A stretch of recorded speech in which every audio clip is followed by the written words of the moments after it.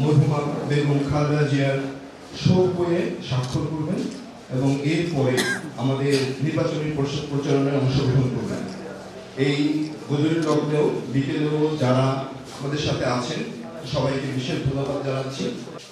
উপস্থিত আমাদের নেতৃবৃন্দ, উপস্থিত আমাদের মহিলা নেত্রী, আসসালামু আলাইকুম।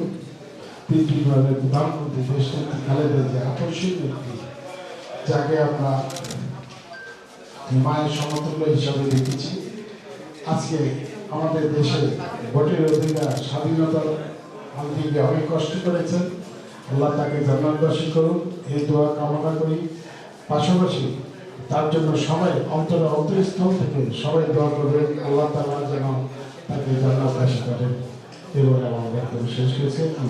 আসসালামু আলাইকুম।